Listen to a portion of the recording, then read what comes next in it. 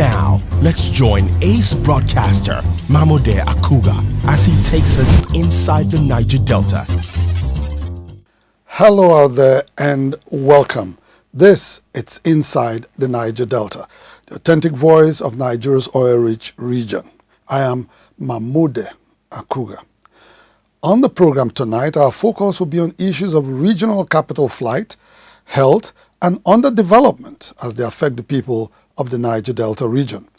First on our lineup is a highlight on the dangers of the black soot currently ravaging Rivers State, South Nigeria.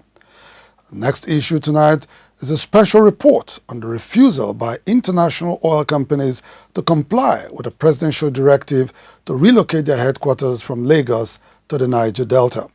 And to wrap it up on the program tonight, we'll bring you excerpts from an interview with a one-time majority leader of the Cross River State House of Assembly, Honorable Cletus Obun, who is of the opinion that political leaders in the Niger Delta are responsible for the region's underdevelopment. Inside the Niger Delta, we'll be back after this time out. Inside the Niger Delta. Welcome back. A major fallout of an environmentally unfriendly approach to crude oil production in Rivers State, the nation's treasure base, has been the emergence of black soot in the atmosphere since October 2016. Recently, a coalition of civil service organizations in the state embarked on what they tagged Stop the Soot campaign. The Stop the Soot campaign, organized by civil society groups in collaboration with the National Association of Sea Dogs, seeks to raise awareness about the socio-economic and health hazards associated with a new emerging trend of massive atmospheric pollution in Rivers State. The dreaded black soot first appeared in October 2016 and is visible on open surfaces. It is described as the outcome of incomplete combustion of hydrocarbons and will in no distant time proliferate cases of cancer, allergies, and respiratory disorder among the populace. We are living in a very foul environment. Our internal organs are daily assaulted by the plumes of smoke and the soot that hangs in our atmosphere. And I think this is something that warrants a demonstration of our commitment to stop the soot. The soot in our environment is a menace. It's something that affects all, and we're here to join with everybody here to make sure we have our voice heard and to make sure this menace stops. For me, this suit is similar to the genocide in Rwanda. In 3 months, a total of 800 to 1 million people died. 800,000 to 1 million people died. And the international community folded its hands and watched it happen. The people of Rivers State, over 5 million people are being poisoned on a daily basis. We have been poisoned for the past 24 months. And the international community is watching. In 15 years, we're going to start dropping dead like flies with cancer. Let's remember that they did nothing about it. Protagonists of the campaign to end the black soot in Rivers State have identified 3 sources of the current atmospheric pollution. They include the activities of individuals engaged in artisanal refining of crude oil in the creeks of the Niger Delta, the constant setting ablaze of stolen petroleum products by security agencies, and the endless flaring of associated gas by oil companies operating in the region. A lot of things have been done by state and by independent agencies. Environmental monitoring is ongoing. Some international oil companies are doing that. Government environmental health department is doing that. And to a large extent, we can pinpoint the sources of this air pollution. So pinpointing the source is one fantastic thing. The political will to stop soot at its source is something completely different. We need epidemiological studies. We need research into the health conditions of our people, going as far back as 5 years' time and up to the time soot started 2 years ago and to date.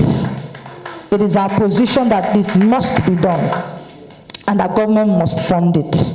following decades of massive environmental pollution from crude oil exploration activities. However, the people have been dislocated from their means of livelihood.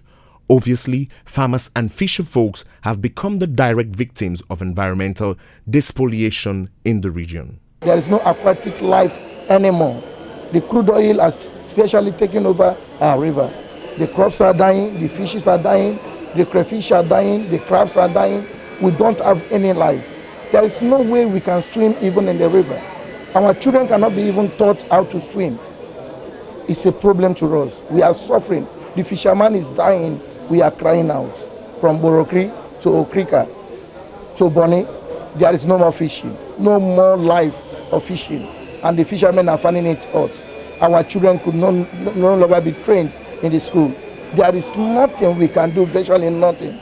There is no more fish. The Stop the SOOT campaign is part of sustained efforts by several volunteer groups to save lives from a looming danger.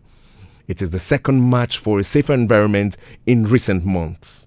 The first in a series of coordinated campaigns to stop the SOOT was a similar march organized in the streets of Port Harcourt. Stop the SOOT! Stop the SOOT! Stop the SOOT! Stop the SOOT! Stop the SOOT! Stop the SOOT! Stop the SOOT! Stop the SOOT! Stop the SOOT! Responding to the concerns raised during the last march to end the SOOT in Rivers State, Environment Commissioner Professor Roslyn Konya had blamed the emergence of the black SOOT on economic sabotage as well as weak response to maritime insecurity along the coast of the Niger Delta. Professor Konya was emphatic in her position that the Rivers State government quickly rose to the occasion as soon as the SOOT was discovered in parts of the state. We took this SOOT thing onto the National Council on Environment, and I know that the memo from Rivers State took the pride of place. And it was discussed and discussed at length. And after the discussions, the conclusion was that Federal Minister of Environment, that is the National Council on Environment, because the Federal Minister of Environment is the chairman of that council, concluded that they were going to form an interministerial committee on this black SOOT, because he's prominent in Rivers State, but there are also signs in other Niger Delta states. I have been following up the minister and following up. I have not seen any positive response on it. At the moment, the Rivers State government has set up a technical committee to carry out a full-scale study of the toxic SOOT ravaging residents of the nation's treasure base with a view to preferring lasting solutions to the ugly trend. But the campaigners of the Stop to the Black SOOT attribute its prevalence to lack of proper coordination among all tiers of government, following a perceived reluctance on the part of the Nigerian authorities to end the black SOOT menace. Concerned environmental rights activists in Rivers State have decided to seek collaboration and assistance from the international community. For 24 months, citizens of Rivers State, residents of Rivers State, over 5 million of them have lived with this poisonous substance. We've had to breathe it, we've had to drink it in our waters, we've had to eat it in the food we consume. It's everywhere, it lives with us. And we have a government at the local, at the state, and at the federal level that have simply refused to take any action to address this problem. And we are worried. We have marched on the street asking the government to take action. They have turned it down. We have gone to schools, we have gone to government houses, we have held meetings, consultations and engagements, asking the government to take action. They have kept quiet. We do not understand why the government that claims to represent a people will be silent, why its citizen is being clearly poisoned. We are not seeking help locally anymore. We are now seeking help internationally from foreign bodies and foreign countries where we think that they have the capabilities and the wherewithal to help us. Since our own government has failed us at different levels and different status, we feel that if the people with the will that they have can sign the petition and we get the required number, the British Prime Minister has replied us, UNITA, UN, everybody has acknowledged, the Pope, the Francis, has even acknowledged the receipt. So what we're saying is that it is only the people that can force an action from foreign bodies to take action to help us to solve this story. The melting pot of Nigeria's oil and gas industry, Rivers State, plays host to strategic national economic assets such as the Nigerian liquefied natural gas plant on Bonny Island, the Port Harcourt refinery, a petrochemical company situated at Eleme, the oil and gas free zone at Onne, 2 seaports in Port Harcourt and Onne, among others. It goes without saying that the state isn't just Nigeria's treasure base in principle, but in reality. This probably explains why campaigners of the move to stop the horrendous black soot are calling on government at all levels to adopt decisive measures to stop the ravaging effects of black soot in a state with a population of over 4.5 million people. When Ebola hit Nigeria and came to Rivers State, the response by government and the healthcare community was unprecedented. That was because the death from Ebola was immediate and total. This one is Ebola in slow motion. That's what it is. And because it is in slow motion, it is not getting the same response as the Ebola outbreak got. And this is something we must talk about. Rivers State must be declared an environmental disaster zone. 50 years after oil exploration and production and hosting of oil facilities. It's a demand we're making and it must be done. The least they can do is to acknowledge our petitions.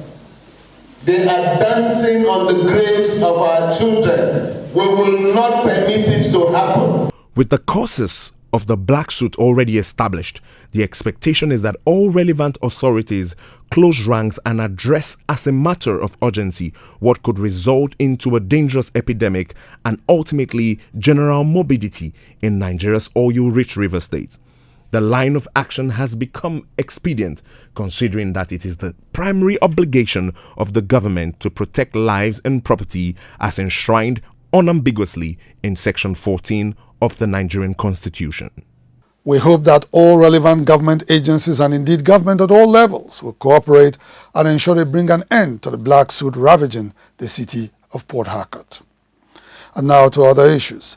The refusal of international oil companies to comply with a presidential directive to relocate their headquarters to the Niger Delta from where they operate 1.5 years after it was issued by Vice President Yemi Osinbajo is giving activists in the oil-rich region some worries. The worries of the Niger Delta activists appear to have been heightened by a recent statement credited to the national president of the Petroleum and Natural Gas Workers Association of Nigeria, Pengasson, Francis Johnson, that insecurity in the Niger Delta is a major factor preventing the IOCs from complying with the presidential directive issued 1.5 years ago. Vice President Yemi Osinbajo was unequivocal in his directive that international oil companies operating in the Niger Delta relocate their headquarters to their operational base in the Niger Delta. The presidential directive was not only to address the people's resentment against perceived alienation from the country's oil wealth that is generated in their land, it was also a confirmation that the Niger Delta was at the time safe and secure for business. Considering that no attack has been carried out on a single oil facility in any part of the Niger Delta since the federal government recommenced peace talks with the region's leaders in 2016, most Niger Deltans wonder why the non-relocation of the headquarters of the oil companies should be blamed on insecurity. This position has been dismissed as dishonest, unfounded, opportunistic, and intended to create panic waves employed to perpetuate an agenda to economically emasculate the Niger Delta region. One of the 16 points was that the relocation of oil operating headquarters into the Niger Delta. That has not been done. The Vice President, when he visited Akwa Ibom last year, he stated that they directed that all oil companies should move their operating headquarters to the Niger Delta. Up to today, nothing has happened. The only thing out of the 16 projects, program we've submitted, only the Okrekoko, the Maritime University, that's taken up. We have to do begging We have to do lobbying. So before the school has started. It's not that they have the headquarters in the Niger Delta before, and maybe because security they left, and now we're asking them to come back. From day one, the headquarters always been in Lagos. So are you saying that from day one you started operation, you started doing security? If the same security is making you not to bring a headquarters to River State or the Niger Delta, why is it not impacting on you producing, doing production at the different locations? Even in spite of the security, you're able to manage your production line, you're able to produce, and it's still selling. So what sort of security arrangement do you put in place to be able to do production? And you are not able to put the same security arrangement in place for you to run administration. It doesn't add up. It means there is something more than that whole talk. Mr. Vice President himself has not put the political will to get this issue done. It was just made here as a statement to hoodwink the people of the Niger Delta. And it shows the lack of commitment to the issues of the Niger Delta, to the crime problems of the people of the Niger Delta. There's no gainsaying the fact that the economic cost of insecurity in the region had been enormous in previous years until the federal government entered into peace talks with the region's representatives led by Chief Edwin Clark in 2016. Violent agitations for resource control resonated almost on a daily basis in the Niger Delta, but that scenario has since been brought under check as the region now enjoys relative peace. Security statistics in this country right now shows that there is more insecurity in terms of violent crimes, robbery, kidnapping in Lagos than in any of the other major oil producing states. Go check the statistics. There is no form of insecurity in the South region. Port Harcourt River State is secured. Of course, there are cases of isolated cases of violence here and there, and it's everywhere. Even before this time, when there was absolute peace in Niger Delta, most of these companies had taken their MD's office, their procurement office, their finance office, and their finance office and their human resources office away from Niger Delta, because that is where they issue the contracts, that is where they go for the bidding of the contracts, and that is where they do the payment, and that is where they also conduct employment. And that is also the major reasons why we've experienced in the Niger Delta that in these oil industries we have more of people from Lagos and other parts of Nigeria compared to our own citizens. That is why we're not employed. That's the politics. Nigeria is currently plagued by instances of ethnic conflicts, terrorism, religious extremism, and agitations for self-determination, none of which finds a single expression in the Niger Delta. There are no security concerns in those areas. Even the Lagos State. The Lagos State don't have security issues. We have all the court issues in Lagos State. We have the Badu court. We have all the ones generated from the OPC and all the rest of them. Have they run away because those groups pose security challenges? No, they've not run away. In fact, if you go into Lagos, the private sector is contributing so much to the budget on security in that state, far more than what we're seeing here. So if they are here and they're supporting the state government, supporting the federal government to address security concerns here, why would the place not be secure for them to operate? The parlous state of security in the country has since drawn the attention of the international community. In February this year, Consul General of the United States Embassy in Nigeria, John Bray, identified insecurity as a major issue preventing the influx of American investment into the country. In November 2013, a former ambassador of China to Nigeria, Deng Buquin, had observed that one of the best concepts for addressing conflicts is true harmony. But harmony can only be achieved when the people are free from hunger and starvation and have tolerance or even appreciation for diversity. Today, SOOT is ravaging Rivers State and other parts of Niger Delta. People in Lagos that benefit from the tax that these oil resources pay in Lagos, do they share from the experience of SOOT? They don't share, but we are here inhaling polluted gas, polluted air. But the major tax is also paid in Lagos. Lagos is highly developed. So they should give chance to wise counsel and reasoning. Because I know that if today in our generation we have been docile and we have compromised, tomorrow the next generation might not compromise as much as we have compromised. So let us look at the bigger picture, look at the prospect of Nigeria as a country and do what is right. In its reaction, a coalition of militant groups in the region has issued an ultimatum to the federal government to compel the international oil companies to relocate their headquarters to the Niger Delta or face a resumption of hostilities as from January 1, 2019.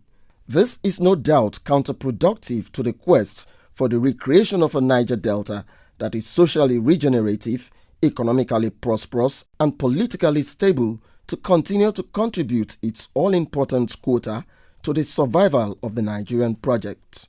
The onus is on the federal government, therefore, to revisit its current rapprochement with all actors in the region to chart a new course in the right direction. Inside the Niger Delta. Former Majority Leader of the Cross River State House of Assembly, Honorable Cletus Obun, has called for a paradigm shift in the political leadership of the Niger Delta region.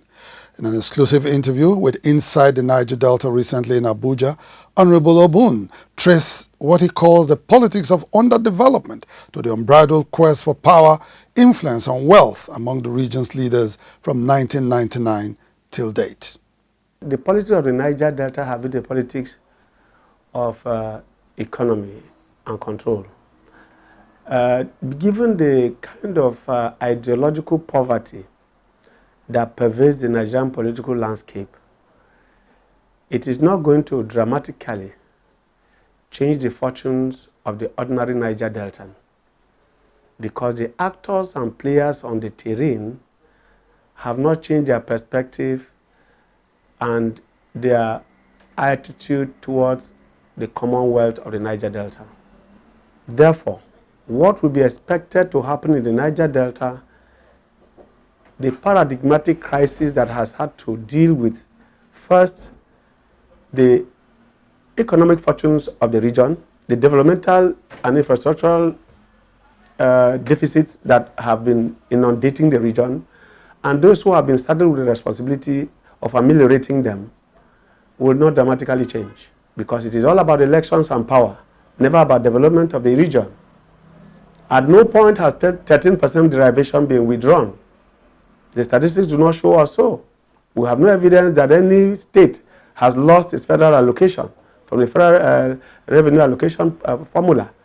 We have also not had the fact that there is a direct bearing of the federal government, because, of course, the commonplace argument that is now becoming very mundane and nauseating is about party affiliations and as causative agents for development. But I ask you, Niger Delta, beyond outside of Edo State, our PDP from 1999 till date, so that we should expect continuity from one regime, from one person, from one actor to the other. Sometimes it is even blood relations, as in the case of Delta State, where you have from Ibori to Uduagan. And of course, you also have ideological bedmates, as we have the Chief of Staff, Wike, who came from Amici. So we would have expected that developmental agenda would be progressive. But what we have had is a retrogression and a retraction from the developmental strides. Rather, it is the ascendancy of individual ambitions and commonwealth being used to furnish it and fund it. So we are expecting that by 2019, we are going back to do election and more elections, development, taking the back seat. Honorable Obun, who also served as a majority leader in the Cross River State House of Assembly, agrees with the recent position of Dr. Cairo Ojukwu that the 13% derivation accruing to the oil-rich states have been used by governors to secure political relevance at the center, leaving the all-important issue of development unattended to. He maintains that the plight of the Niger Delta people has more to do with selfish leadership than exploitation by other groups in the country. The Niger Delta Commonwealth have been used to funnel and fund personal ambitions rather than development of the region. You will recall that at a point the emperor of Niger Delta and indeed Nigerian politics, from Yar'Adua era especially, were people like Alemisia, may so rest in peace, and Ibori. They were calling the shots in Nigeria not because they were the biggest political actors on the scene, but because they were the biggest funders using the 13% derivation. Therefore, when Ojukwu is saying that, he's speaking from an inside position. I've sat in government before, so he has sat in government before. We've all been in parliament, so we know how funds are appropriated. We have the Niger Delta Commission, all to cushion the effect of infrastructural deficit on account not just of derivation, but the impact of derivation of oil from our soil. All these have been lost on the political actors. So Ojukwu is not making an allegation. He's stating a fact which is sustainable, which is verifiable, which is indeed authenticated by the paucity moving from Edo State, which is one of the poorest, to Cross River State. Without a paradigm shift in the region's political leadership, the All Progressives Congress chieftain in Cross River State says he's afraid that the status quo will remain in 2019 and beyond. And with that interview, we bring the program to a close tonight. Inside the Niger Delta, we'll be back same time, same station next Monday. I am Mamode Akugha. Good night.